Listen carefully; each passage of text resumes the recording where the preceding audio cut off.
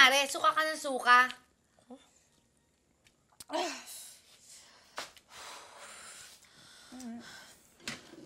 Oo nga eh, nasira yata yung tiyan ko sa kakainom eh. Tanga, hindi sira ang tiyan mo. Buntis ka. Ano? Gaga kasi. Ang kulit mo. Sinabi na huwag kang pumayag ng walang kondom. Tingnan mo. Ayun, pagsabihan mo nga yan, ikaw na eksperto dyan. Naku, okay lang yan, Mare, no? Pag hindi yan nakuha sa gamot, may kilala ko abortionista. Naku, ang galing-galing nun, no? Para ka lang dumumi. Di ba, Monica? Alam mo, ikaw ang bastos mo talagang kapampangan ka. Tingnan mo na nga kumakain ng tao kung anong pinagsasabi mo dyan. Naku, parang hindi ka malinis, no? Napakalinis mo. Oo. Hindi ka dumudumi. Bisayang to.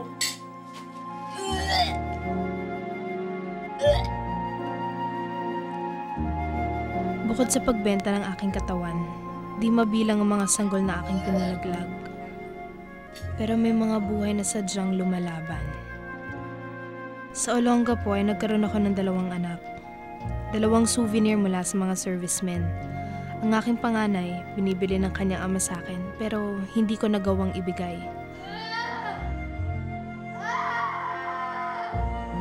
Ang pangalawa ay gustong dalhin ng ama sa Amerika kasama ako.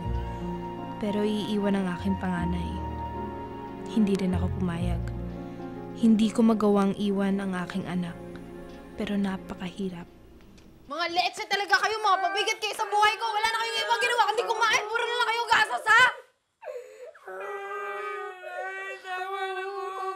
Ano ba? Ang kukulit nyo kasi, di ba sinabi ko sa inyo, pag may bisita dito, huwag kayong lalabas. Bakit ba ang titigas sa mga ulo ninyo? Tayo na nga lang dito magkakasama 3, ah. Ako na nga lang pakikinggan ninyo. Hindi nyo pa magawa. Hindi nyo pa magawa. Ha? Ano ba? Tama na nga yan. Inalayo nyo sa akin yan. Inalayo nyo sa akin yan. Anong ginagawa nito? Napakigamit na kamay ko sa mga bata. Tama na. Tama na, dito na nga kayo sa kwarto namin. Sa kwarto tayo.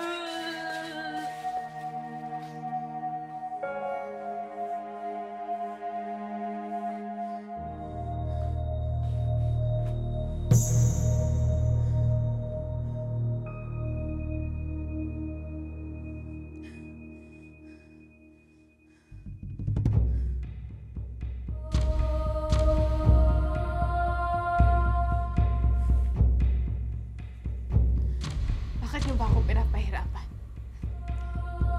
Ano bang kasalanan ang ginawa ko sa inyo? Wala akong ginagawang masama! Ano ba talaga trip ninyo, ha? Ano? Ano bang gusto niyo sa akin?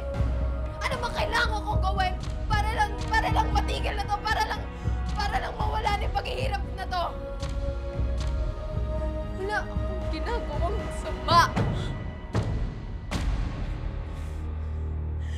Hirap na ako eh. Dapat kasi pati kami minamahal ninyo. Dapat pati kami tinutulungan ninyo.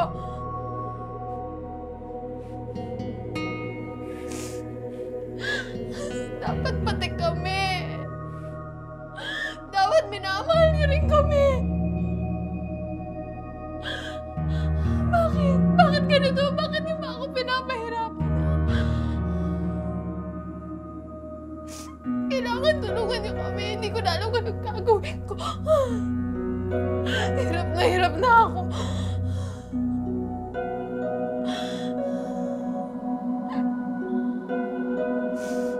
Bakit?